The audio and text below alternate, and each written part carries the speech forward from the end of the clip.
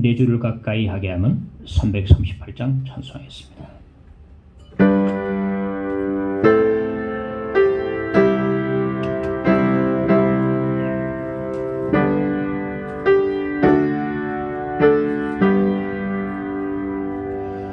네 줄을 가까이 하게 함을 십자가 짐 같은 고생이나 내 일생 소원을 늘 찬송하면서 주께도 나가기 원합니다.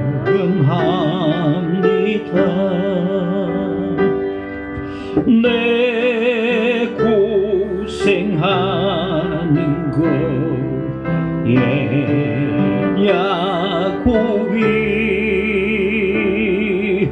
돌베개 배고향 갔습니다.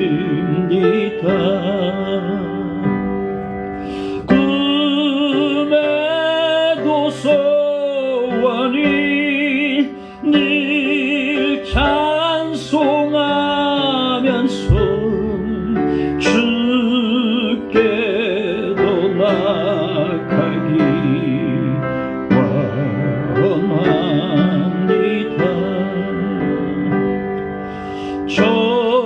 전성에 가는 길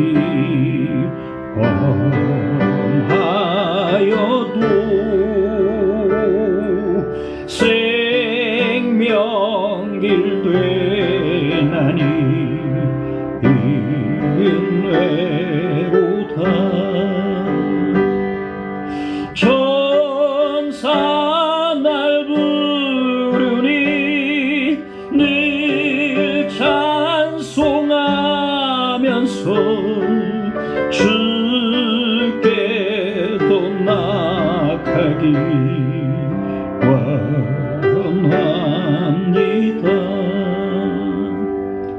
야곱이 잠깨어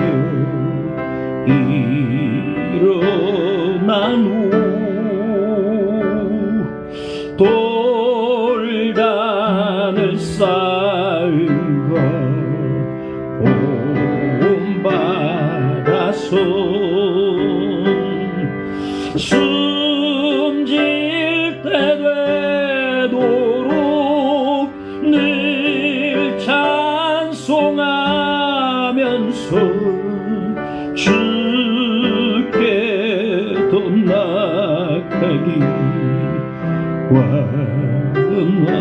야곱이 잠깨어 일어나는 것 야곱이 잠깨어 일어난 후 돌단을 쌓은 것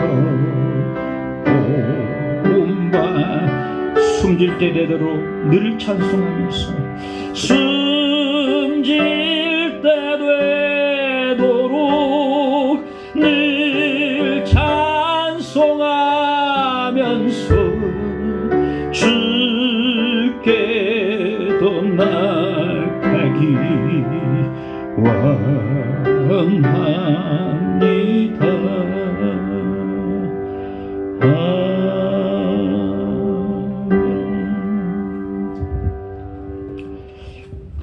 하나님 말씀 요한복음 10장 22절로 26절까지 보겠습니다.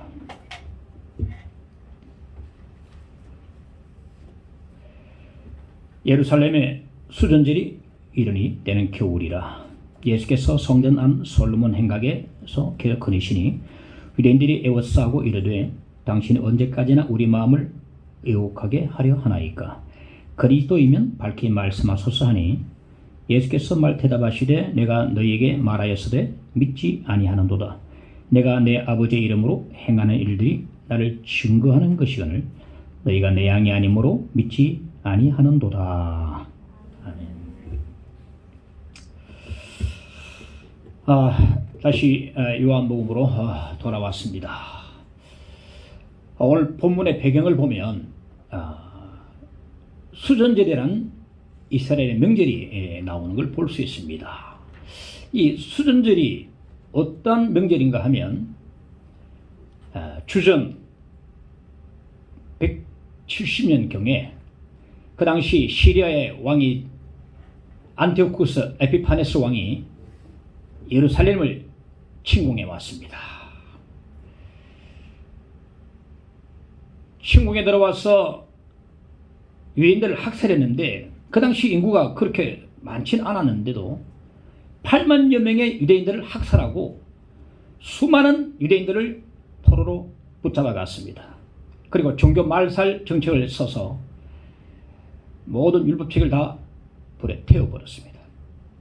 그리고 예루살렘 성전에 제우스 신상을 세우고 유대인들이 가장 혐오하고 싫어하는 돼지를 잡아서 제우스 신에게 제사를 드렸습니다. 이 모든 것은 하나님을 모독하는 행위가 되는 것이죠. 그러니까 주전 164년에 제사장 가문인 마카비와 그 형제들이 일어나서 침략자들을 맞서 싸웁니다. 그러니까 유대 청년들이 많이 일어나 동참해서 결국 그 침략자들을 그 땅에서 쫓아내버립니다. 그런 후에 가장 먼저 했던 일이 뭐냐면은 그 더러워진 성전을 깨끗하게 청소하는 일이 급선무였습니다. 깨끗하게 청소하고 하나님께 봉헌을 했습니다. 이렇게 성전을 회복한 그 날을 기념하는 명절이 바로 수전절이 되는 것입니다. 수전절은요, 구약 성경에는 안 나옵니다. 왜냐하면 구약과 신약 사이 중간기에 나타났던 사건이기 때문에 수전절은 구약 성경에는 안 나오는 명절입니다. 이 수전절이 주전 164년 12월 25일에 일어났는데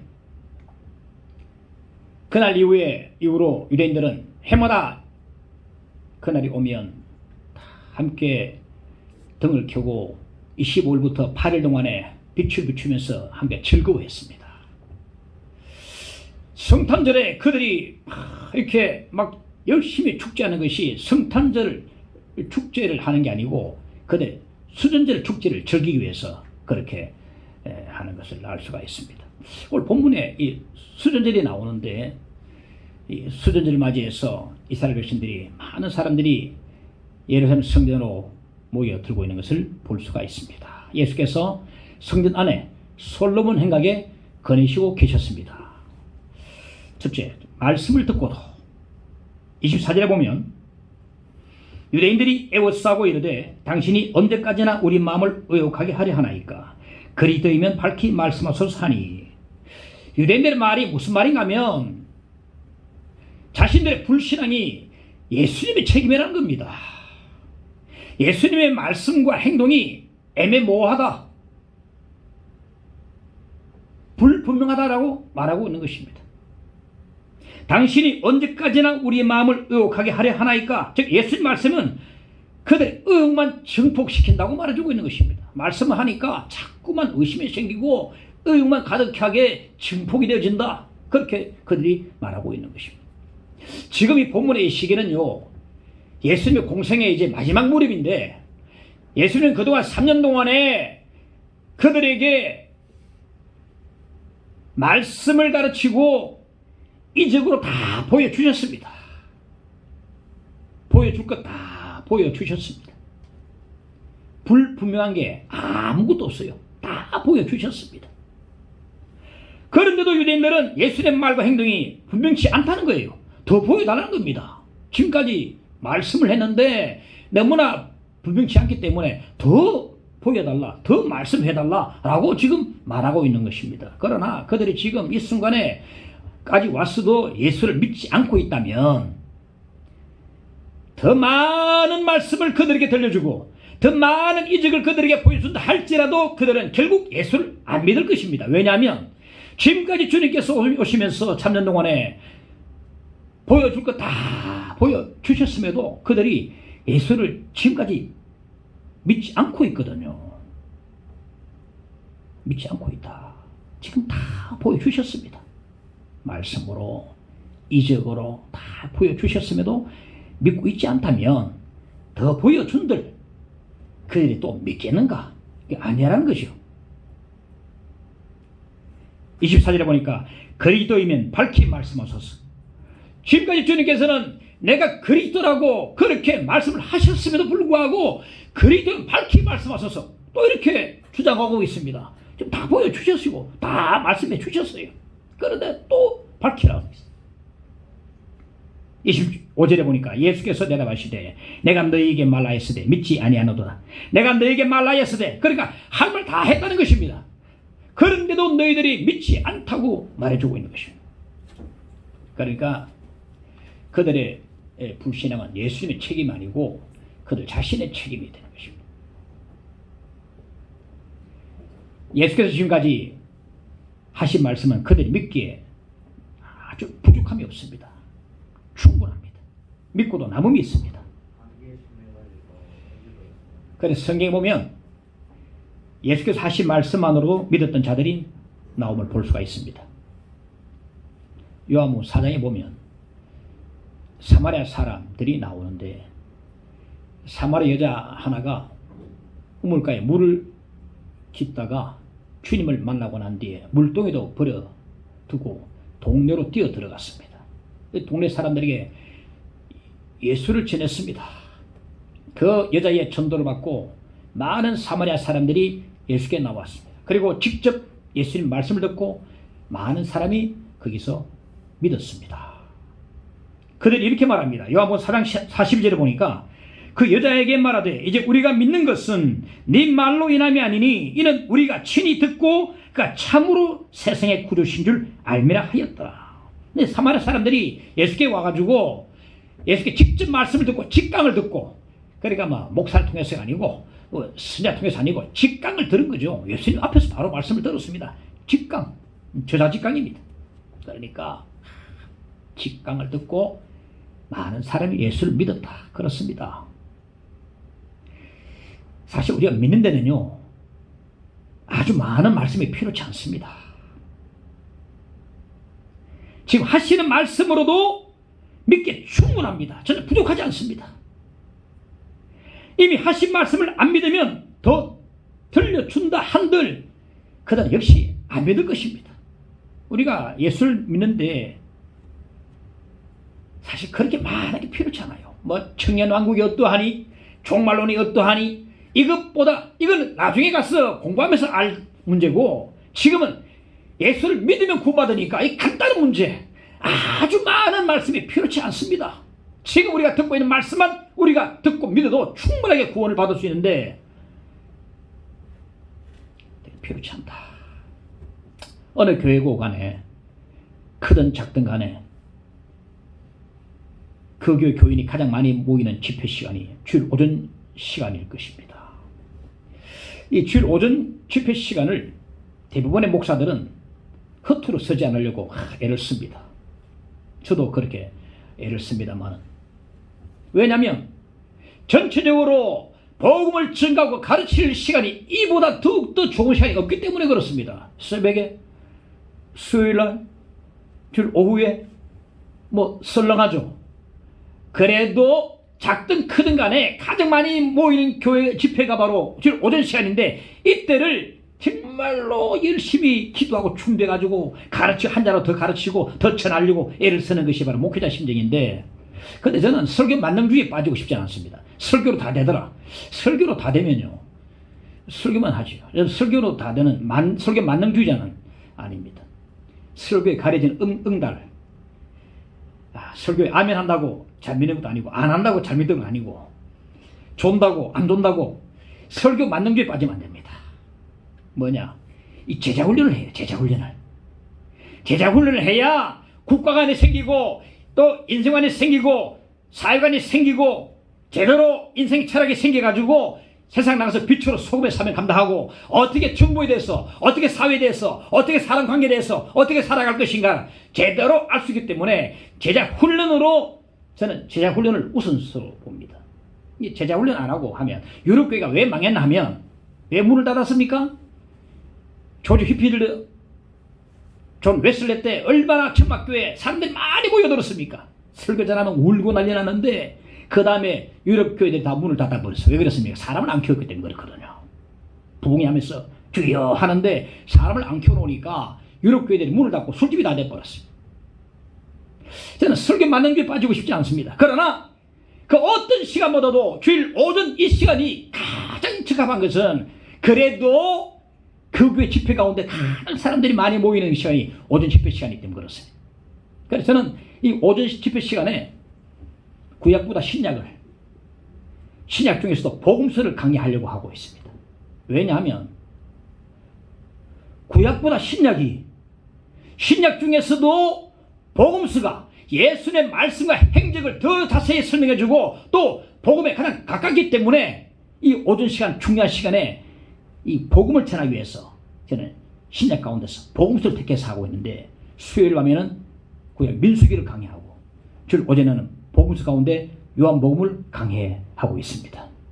벌써 요한복음 10장을 이제 지나가고 있는데, 이 요한복음의 주제가 뭐냐면은 예수가 하나님 아들이시요 그리스도이시다라는 것을 말씀해주고 있고, 이 예수를 믿으면 영생을 얻는다는 것이 요한복음의 주제인데, 지금 요한복음 10장을 지금 지나가고 있는데, 저는 그동안 예수가 바로 그리스도시요 예수를 믿으면 영생을 얻는다라고 끊임없이 지금 전하고 있습니다. 지금까지 전한 이 말씀만으로도 충분합니다. 부족하지 않습니다. 믿고도 남습니다. 지금까지 전한 이 말씀을 우리가 안 믿는다면 더 들려준들 역시 안 믿을 것입니다. 우리가 지금 예수를 믿고 구원받는 이 사실은요, 지금까지 전해 들은 이 말씀만으로도 충분합니다. 아까도 말했지만 뭐 천년왕국이 어떻고, 뭐 교회론이 어떻고, 집사는 어떻게 해야 되며, 이런 건 나중에 다 가서 공부하면서 배우는 거죠. 지금은 간단하게 구원받는 데 있어서 이 핵심적인 진리는 충분합니다. 지금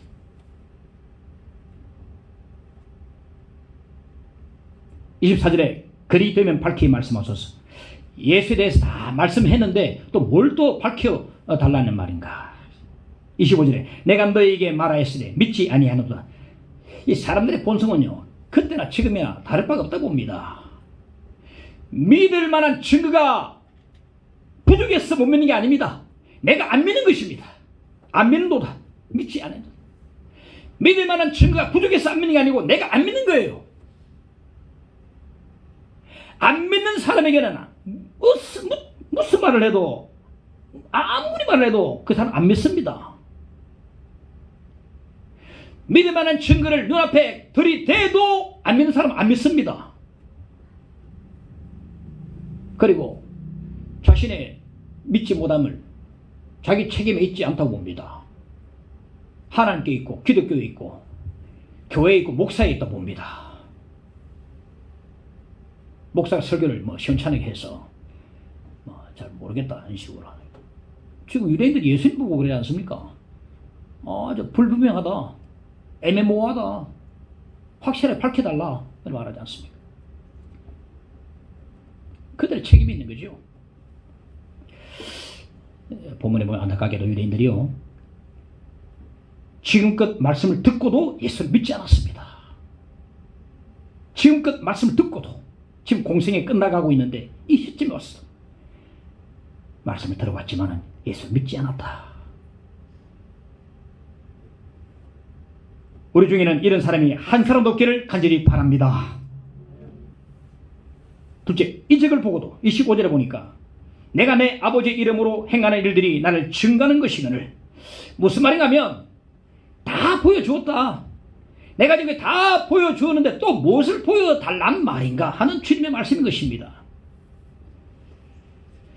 요한복음 보면 예수께서 부활하신 사건을 제외하고 예수께서 행하신 이적 7개가 요한복음에 딱 선별해서 나옵니다.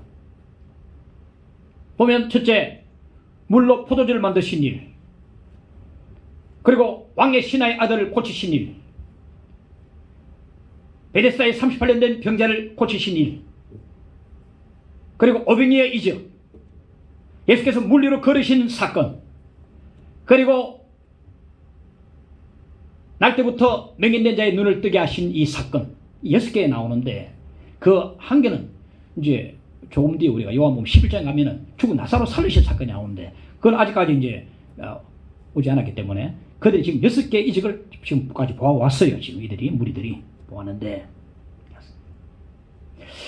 요한복음 보면 특별하게 예수께서 행하신 이적을 단순히 기적이라 미러클이라 하지 않고 표적이라고 해요. 표적. 이 표적이라는 게 무슨 말이냐면 예수가 누구신지를 보여준다는 말입니다. 표적이라는 것은 예수가 누구신지를 보여준다 이 말이에요. 유대인들이 예수를 믿는 데는 이 6개의 이적만으로 충분합니다. 이적을 보고도 6개 이적만으로 충분합니다. 나를 증거하는 것이거늘 예수께서 행하신 모든 일들은요 예수가 누구신지를 다 증거해주고 있는 것입니다. 그럼에도 유대인들은 이적을 보고도 예수를 믿지 않았습니다. 자, 예수께서 행하신 첫 번째 이적이 뭡니까? 갈릴리 가나의 한 혼인잔치에서 물로 포도주를 만든 그 이적이 첫 번째 이적인데 이 잔치에 예수님과 마리아 그리고 예수님의 제자들과 함께 초대를 받았습니다. 예상보다 손님들이 많이 왔는지 아니면 온 손님들이 술을 너무 많이 마셨는지 포도주가 떨어지고 말았습니다. 그런데 마리아가 예수께 와가지고 포도주가 떨어졌다라고 말했어요. 아니 포도주가 떨어지면 주인에게 가서 말하고 양조장으로 달려갈 것이지 왜 마리아가 예수께 왔는가? 와가지고 포도주가 떨어졌다고 이렇게 지금 보고를 하고 있어요. 마리아는요 이미 예수가 누구신지를 이미 알고 있었습니다. 그래서 포도주가 떨어지는데 양조장으로 안 달려가고 예수께 나왔습니다. 처녀 마리아에게 천사 가브리엘이 나타나서 하나님의 말씀을 전했는데 누가복음 1장 35절에 보면 천사가 대답하여 이르되 성령이 내게 임하시고 지극히 높으신 이의 능력이 너를 덮으시리니 이름으로 나실 바 거룩한 이는 하나님의 아들이라 일컬어지리라. 벌써 하나님 아들이라는 말씀을 들었거든요. 천사 가브리엘이 전한 말씀을 듣고 마리아가 고백합니다. 누가복음 1장 38절에 보니까 마리아가 이르되 주의 여종이 오니 말씀대로 내게 이루어지이다 하며 천사가 떠나가니라. 아마 내가 기억하기로는 우리 김옥희 권사님이 올해 받은 말씀이 이 말씀이 아닌가 싶습니다. 이 말씀을 주의 여종이 오니 말씀대로 내게 이루어지이다. 할렐루야. 얼마나 귀한 말씀입니까? 기도하면서 제가 김옥희 권사님에게 어떤 말씀이 참 좋을까 이 말씀 같아요. 맞습니다. 이로 볼 때에 마리아는 분명히 예수가 누구신지를 이미 알고 있었다. 그래서 포도주가 떨어졌음에도 불구하고 주인 양말에 안 가고 양조장으로 달려가지 않고 예수께 와가지고 보고를 하고 있는 것입니다. 이게 마리아가 시키는 대로 종들이 예수님 말씀에 순종하여 항아리에 물을 아구까지 가득히 채웠습니다. 떠보니까 물이 포도주가 됐어요. 요한복음 2장 11절에 보니까 예수께서 이 첫 표적을 갈릴리 가나에서 행하여 그 영광을 나타내시매 제자들이 그를 믿으니라. 그렇죠. 표적. 예수께서 행하신 이적은 그냥 기적이 아닙니다. 표적이라 말합니다. 표적은 예수가 누구신지를 말해주고 있는데 이 혼인잔치에 함께 참여했던 제자들은요 예수께서 행하신 그 표적을 직접 눈으로 보고 예수를 믿은 것입니다. 표적을 보고 믿은 것입니다. 표적은 예수가 하나님의 아들이요 그리스도이심을 증거해주고 있는 것입니다. 이 표적은 우리에게 예수를 믿을 것을 요구합니다. 예수께서 행하신 표적을 우리가 성경을 통해서 보고 예수가 하나님 아들이시요 그리스도이심을 믿을 수 있기를 간절히 축원합니다. 그러나 유대인들은요 이적을 보고도 안 믿었습니다. 안 믿었습니다. 말씀을 듣고도 안 믿고 이적을 보고도 안 믿었습니다. 예수께서 길 가실 때에 어느 날 길 가실 때에 남에서부터 맹인된 자를 만나는데 진흙을 이겨서 그 진흙을 그의 눈에 바르고 실로암 모세가 씻으라 했더니 가서 씻고 밝은 눈으로 돌아왔습니다. 그런데 이웃 사람들이 이 사람이 어떻게 눈을 뜨게 되는가를 그걸 알고 싶어서 그를 데리고 바리새인들에게 갔습니다. 바리새인들이 그에게 묻습니다. 어떻게 눈을 떴냐? 그 사람이 진액을 이겨서 내 눈에 바르고 씻었더니 내가 보게 됐습니다. 그렇게 그 맹인되었던 사람이 그렇게 이야기했습니다. 그러나 바리새인들은 믿지 않았습니다. 그의 부모를 불렀습니다. 이 아들이 분명히 당신의 아들이 맞느냐? 어떻게 눈을 뜨게 되느냐? 예, 이 아들이 맹인으로 태어난 우리 아들이 맞습니다. 그 보고를 했어요. 그래도 안 믿었습니다. 두 번째로 또 그 맹인된 자를 또 불렀습니다. 어떻게 네가 눈을 뜨게 되느냐? 우리는 도무지 네가 눈 뜬 사실을 믿을 수가 없다. 그러니까 맹인되었다가 눈을 뜬 자가 예수님을 증거합니다. 요한복음 9장 30절에 보니까 그 사람이 대답하여 이르되 이상하다. 이 사람이 내 눈을 뜨게 하였으되 당신들은 그가 어디서 왔는지 알지 못하는도다. 33절에 이 사람이 하나님께로부터 오지 아니하였으면 아무 일도 할 수 없으리다. 무슨 말입니까? 하나님께로부터 그분이 왔기 때문에 내 눈을 뜨게 할 수 있지 않느냐? 당신들은 왜 눈을 뜬 나를 보고도 믿지 못하느냐?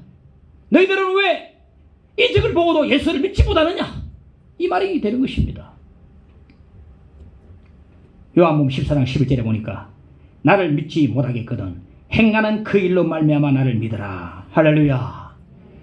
말씀이 안 믿어지면요 행한 그 이적을 보고 믿어야 됩니다. 말씀이 가장 우선이고 그 다음에 행하신 그 이적을 보고 정말 예수가 안 믿어지면 행하신 그 이적을 보고 우리 믿어야 됩니다.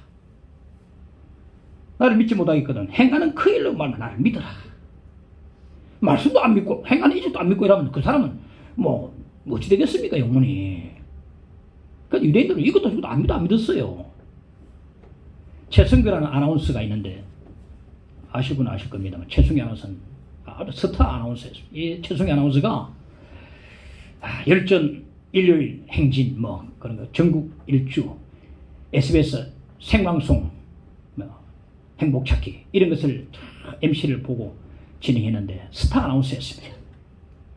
그의 가문이 말이죠. 친할머니가 저를 3개나 가지고 있을 정도로 골수 불교 집안이었어요. 그 사람도 대학 시절에 학교에서 불교 학생 회장을 맡아서 보았습니다. 예수 믿는 친구들이 전도하면요. 너나 잘 믿어라.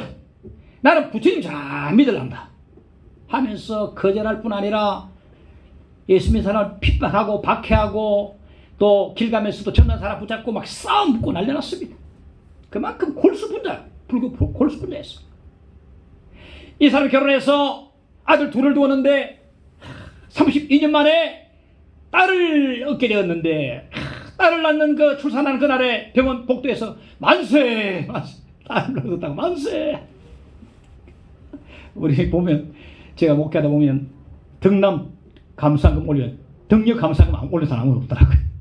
등력 감사금 안 오면 딸 셋인데 등력 감사금 딸이 셋이 얼마 좋은지 모르겠어. 아들 말 안 듣거든요. 권유시고 상세하게 챙기지도 못하고 딸들은 잘 챙겨줍니다. 아이고 아빠 생일이라고 챙겨주고 딸 없지요. 그래서 딸이 그래 딸 이제 얻어가지고 막 만세 했는데 이제 어느 날 토요일 날 SBS에서 행복찾기 생방송을 진행하고 있는데 쪽지 하나 전달되었어요. 교통사고 병원 응급실에 딸이 지금 생명위록 딱 적어놓은 거예요. 간단히 적었어. 딱 전달됐습니다. 놀란 거예요. 3살짜리 딸인데.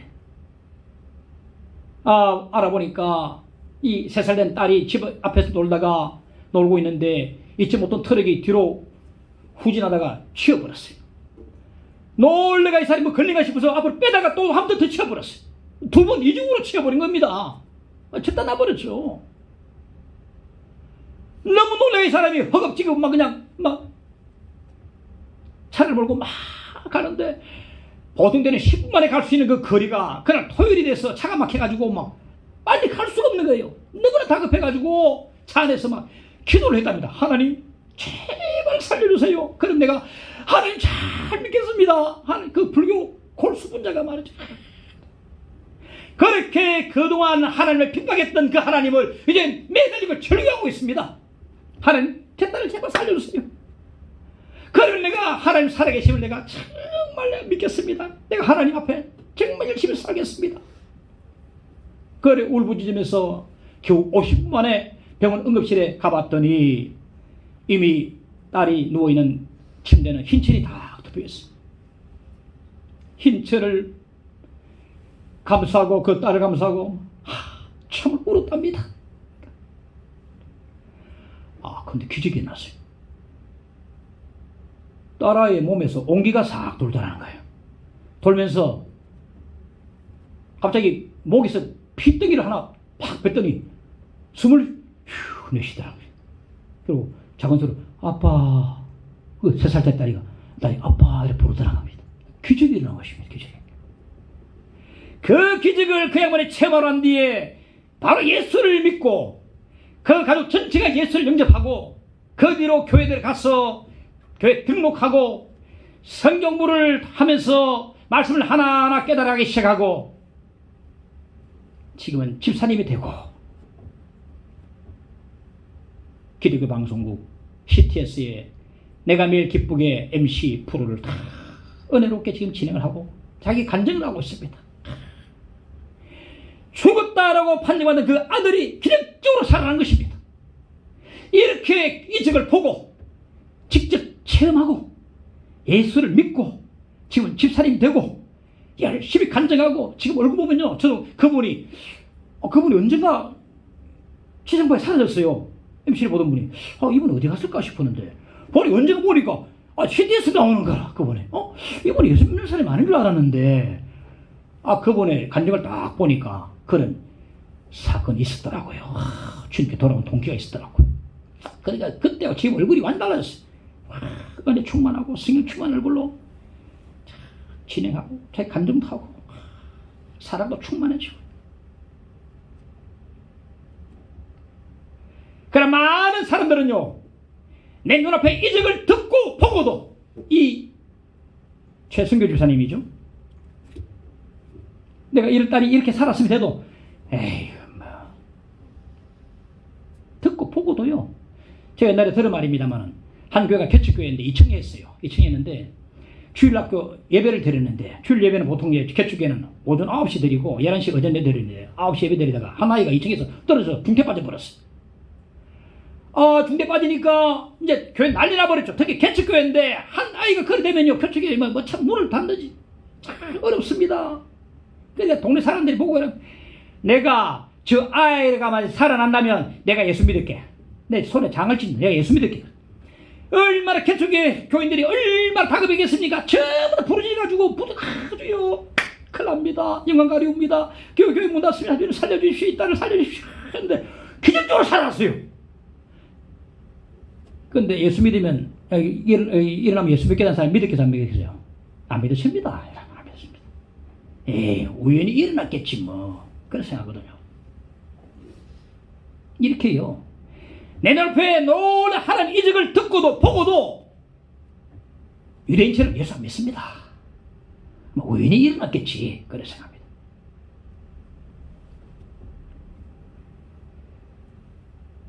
우리 기독교는 이적의 종교입니다.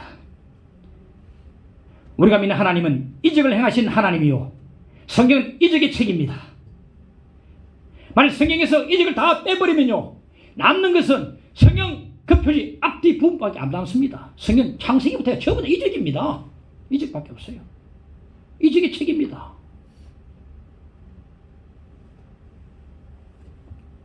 어느 교파는 지금 하나님의 이적이 끊겨졌다라고 말하는 그런 아주 근본주의적인 그런 교파가 있지만 저는 그 말을 안 믿습니다.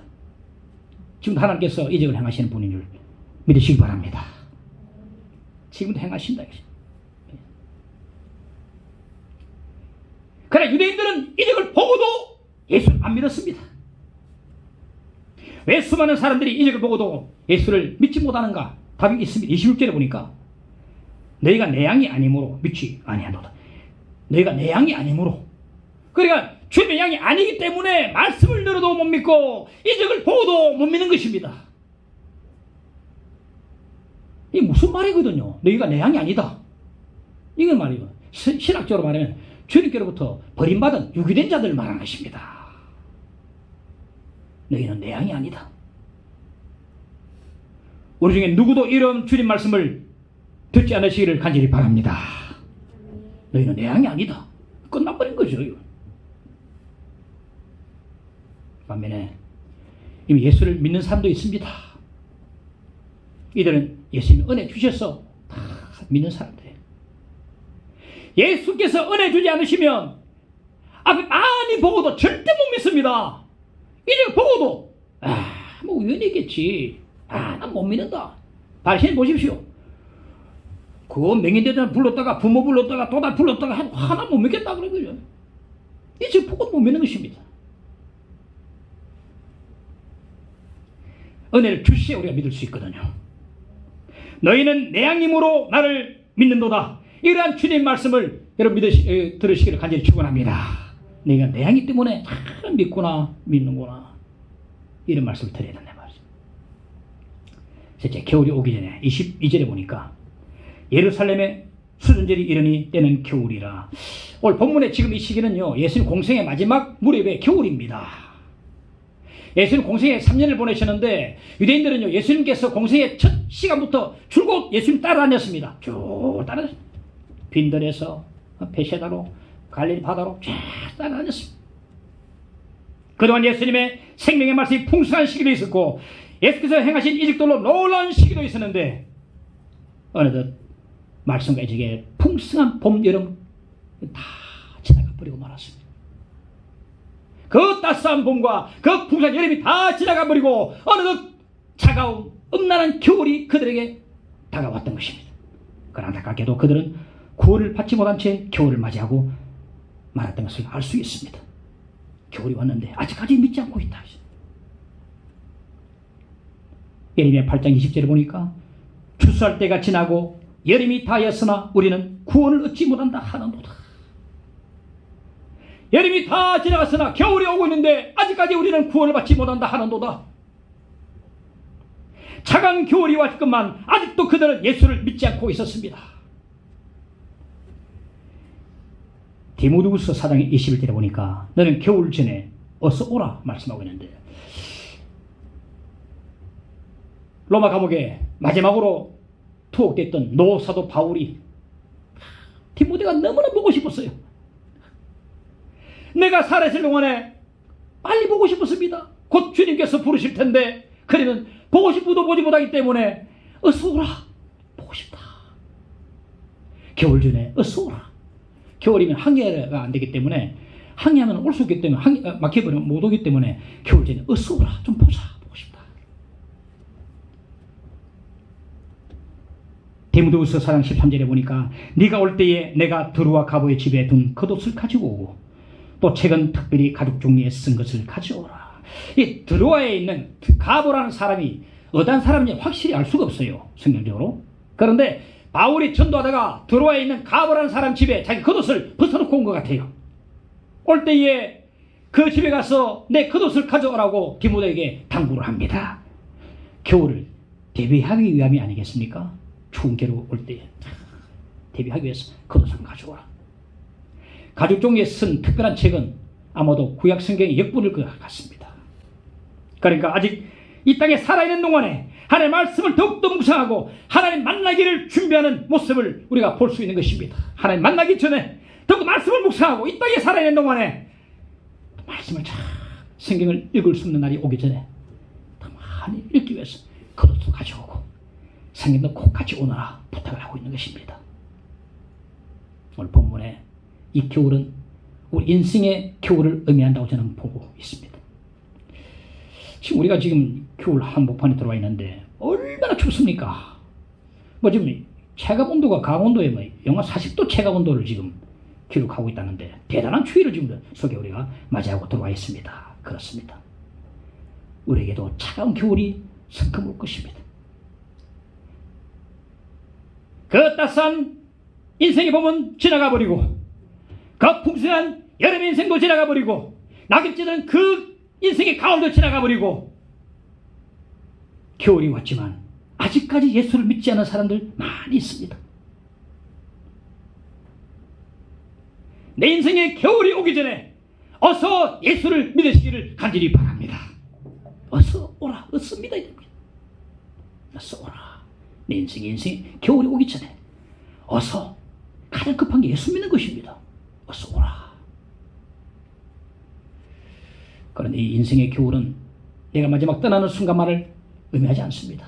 한 남자분이 태어나면서부터 다운 증후군을 환자로서 태어났는데 얼마나 어렵겠습니까?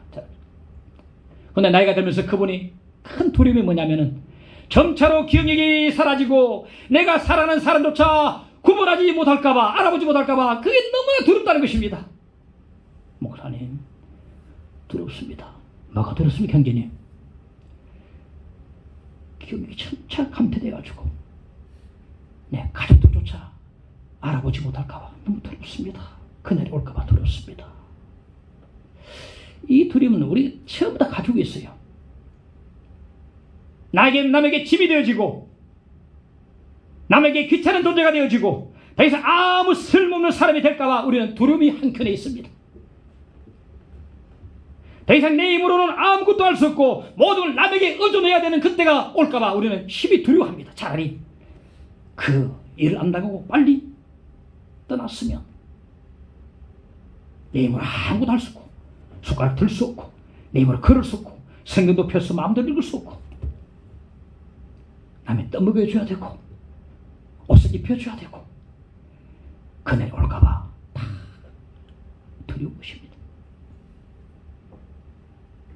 이 세상을 떠나는 것만이 인생의 겨울이 아니고 이러한 일들이 바로 우리 인생의 겨울이 또한 되는 것입니다. 나의 생각으로 나의 판단을 할 수 없는 날이 오기 전에 어서 예수를 믿으시기 바랍니다. 내 판단으로 내 생각으로 할 수 없는 그날이 오기 전에 어서 예수 믿어야 됩니다. 내 생각으로 아무것도 할 수 없는 날이 오기 전에 내 판단을 이렇게 해서 이렇게 할 수 없는 날이 오기 전에 어서 예수 믿어야 되는 것입니다. 내 힘으로 아무것도 할 수 없고 전적으로 남을 의존할 수밖에 없는 그때가 오기 전에 어서 주님께 속히 충성을 다해야 합니다.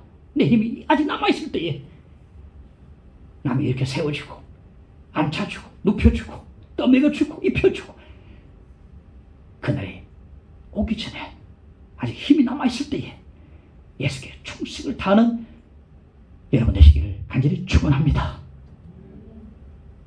이미 예수를 믿고 있는 사람들은 내 힘으로 아무것도 할 수 없는 그날이 오기 전에 인생의 겨울이 오기 전에 주님께 충성을 다 할 수 있기를 간절히 바랍니다.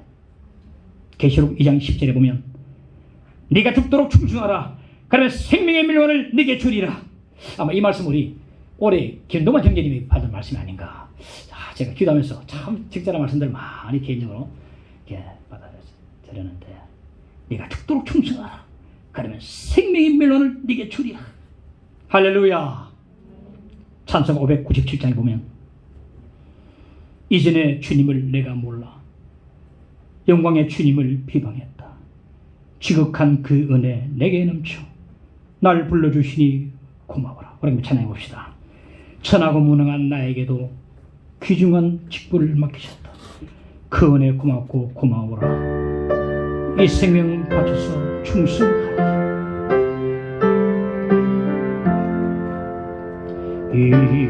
이전에 주님을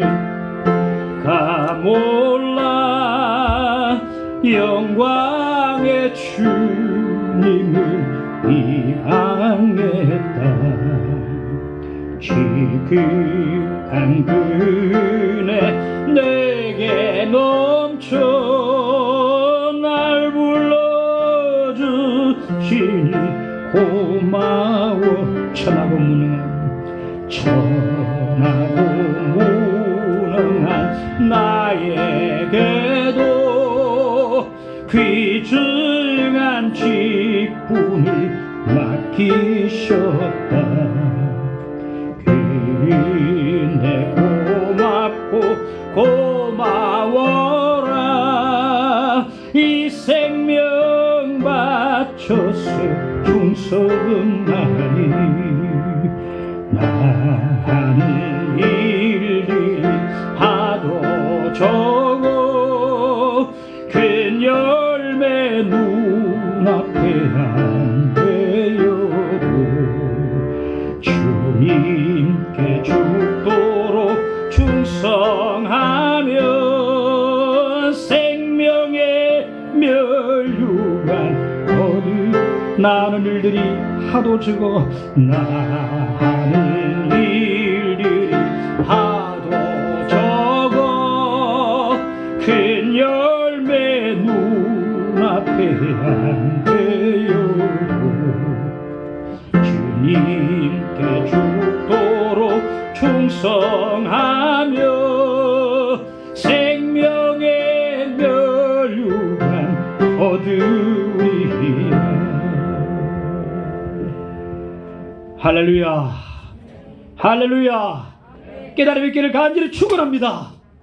인생의 겨울이 오기 전에 내 힘으로 아무것도 할 수 없고 오직 남에게 전적으로 의지하는 그때가 오기 전에 입혀줘야 되고 신겨줘야 되고 붙잡아줘야 되고 먹여줘야 되고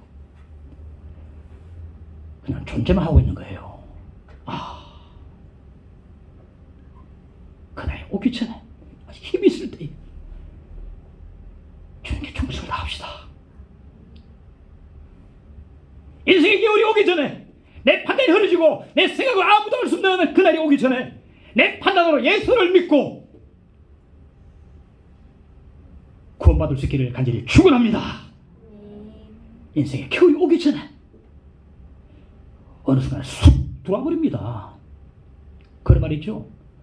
뭐 들어올 때는 뭐요, 나이 관계 없습니다. 알프스의 산에 조상대대로 한 번도 자기 집을 가지지 못한 새가 있다고 합니다. 그 새는 밝은 낮이 되면 열심히 지저귀고 놉니다. 그러나 살을 내는 알프스 산에서 불어오는 세찬 찬바람이 부는 밤이 되면 부들부들 떨면서 이렇게 운다고 합니다. 날 밝을 때 집질걸, 날 밝을 때 집질걸. 또다시 낮이 되면 또다시 신나게 놉니다. 그러나 또다시 밤이 되면 찬바람이 부는 밤이 되면 똑같이 또 운다고 합니다. 날 밝을 때 집질걸. 본문의 유대인들은 겨울이 왔건만 아직 예수를 믿고 있지 않았습니다. 내 인생의 겨울이 오기 전에, 겨울을 맞이하기 전에 어서 예수를 믿으시기를 간절히 축원합니다. 동안에 회한의 눈물을 흘리기 전에 우리 구주 예수 그리스도 그분을 꼭 마음속에 모시고 믿을 수 있기를 간절히 바라는 것입니다. 내 힘으로 아무도 할 수 없고 남에게 전적으로 의존하는 인생의 겨울이 오기 전에 예수께 충성을 다하십시다. 힘이 있을 때에 충성을 다합시다. 바울처럼 인생의 겨울이 오기 전에 겉옷을 예수 거리에 새 옷을 좀 준비하고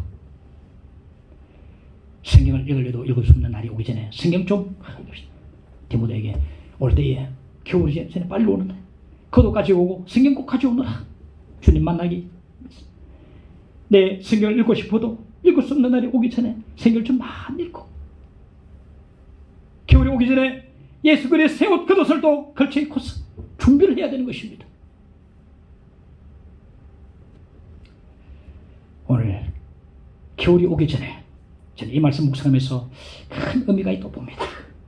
예수를 믿으시고 그리고 예수께 충성을 다하는 모든 분들이 되시기를 주님은 다시 한 번 더 축원을 드립니다. 함께 찬양합시다. 아침해가 돋을 때 552장 찬송하겠습니다.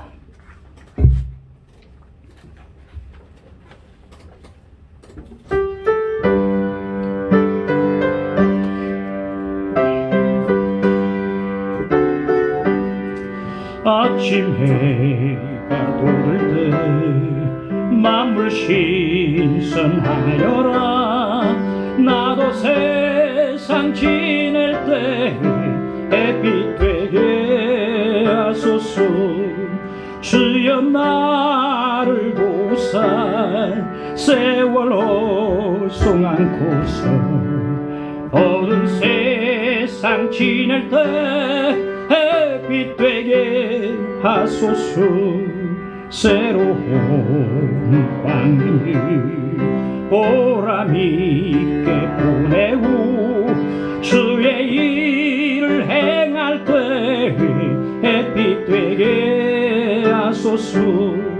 주여 나를 도우사 세월호 송 안고서 어두운 세상 지낼 때 햇빛 되게 하소서. 한번 가면 안 오는 빠른 광은 지날 때 귀한 시간 맞춰서 햇빛 되게 하소서. 주여 나를 도우사 세월호 송 안고서 어두운 세상 지낼 때 햇빛 되게 하소서. 밤낮을 위하여 몸과 마음을 드리고 주의 사랑 나타내 햇빛 되게 하소서. 주여 나를 도우사 세월호 송 안고서 어두운 세상 지낼 때 햇빛 되게 하소서. 아멘. 함께 기도합시다. 말씀을 기억하면서 겨울이 오기 전에, 내 인생에 겨울이 오기 전에 예수를 믿고 잘 믿고 참으로 예수께 충성을 다하기를 원합니다. 주여 나의 믿음 주시고 도와주시옵소서. 함께 기도합시다. 주여 아버지의 기도를 드립니다. 아버지의 믿음을 주옵소서. 하나님이여 인생의 겨울을 맞이하기 전에 차가운 하나님 엄나라는 음산한 이 겨울이 오기 전에 하나님 앞에 기도를 드립니다. 주여 믿음을 내주시고 하나님 온전히 주님 앞에 믿음으로 나가게 하시고 충성을 다하도록 주여 도와주시기를 간지원합니다. 내가 죽도록 충성하게 하며 생명의 은혜를 내게 주시사오니 기도를 드린 하나님 함께 오소서. 주여 도와주옵소서. 인도해 주옵소서. 예수님 이름으로 기도합나이다. 아멘.